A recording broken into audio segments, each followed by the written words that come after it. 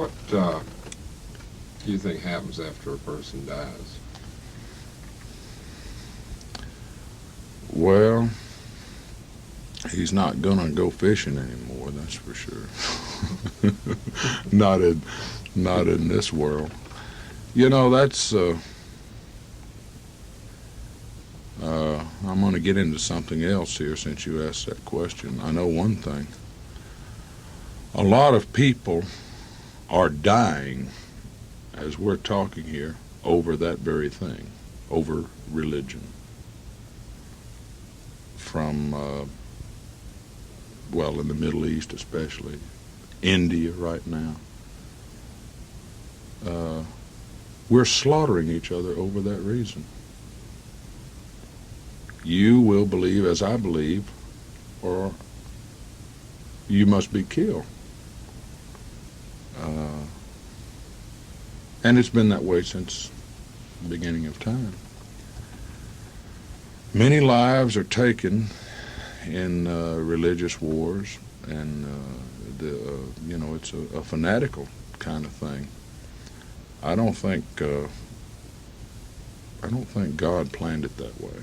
I don't think we're supposed to be slaughtering each other because I'm a Buddhist, I'm a Hindu, I'm a Sikh, I'm a Christian, I'm a Muslim, I'm a Druze. I wrote a song about that a long time ago. It's on an album. It's called We Could Work It All Out. It's about a dream that the world's leaders came together and everybody lived in peace and harmony.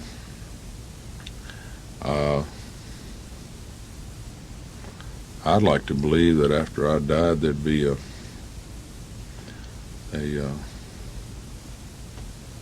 place where there's not all these killings and wars and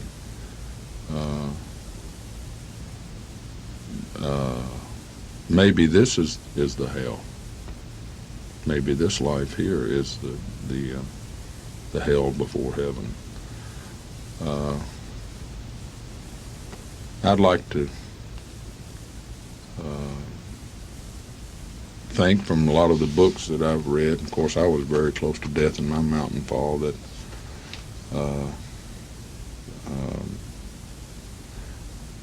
I could see you, but you couldn't see me.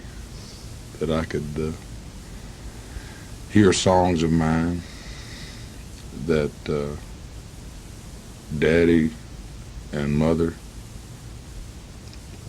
can know what's going on right now, what Bocephus is doing in the music world. I'm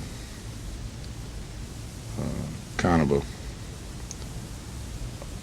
old Southern Baptist, I guess. That's the churches that I've been raised in. I don't like to be hollered at, though, and I've seen, as we all have, some preachers are making money, and that's all. And then there's others that I could sit and talk to for a long time about this life and what we've been put here for. Like the doctors told me in Montana, they said we worked on a lot of boys in Nam, and their heads looked much better than yours when you came in here, and you've been left here to do something. This is more than we can do. I don't know if it's to be a game biologist, a singer, a ditch digger, or whatever it is. You've been left here to do something.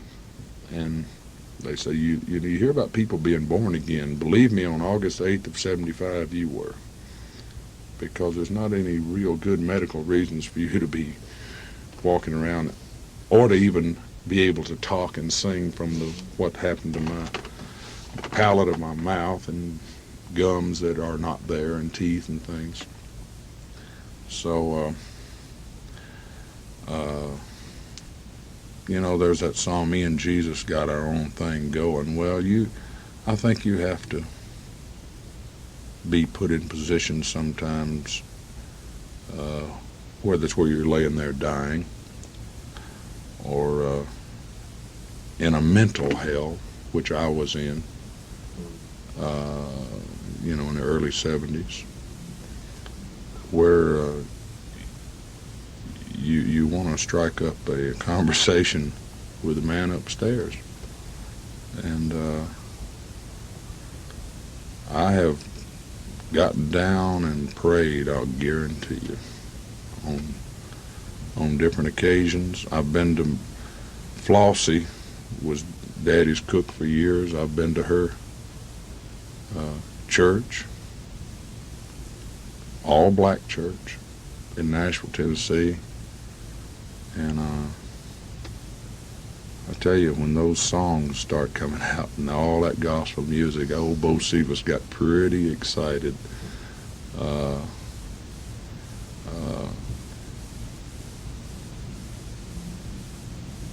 And I think that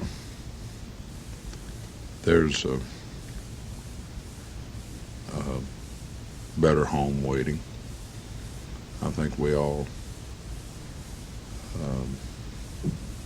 could think about that a little more often. And that's probably hard to do when so-and-so dies, or so-and-so loved one dies, or why did this happen, or why was this 7-year-old girl killed by lightning in Denver the other night while we were there. But I wore a cross for a long, long time, and I had it on when I fell off that mountain. And in fact, June Carter has it right now. She had a real bad bout in the hospital about a year ago. And I told her, I said, "I'm going to get it back from you someday, June," and she's all well now. But I'm not going to go around and preach to everybody, and I'm no saint, brother, believe me. But I have been blessed. There's no doubt about that. To be living, to be able to sing, to be able to write.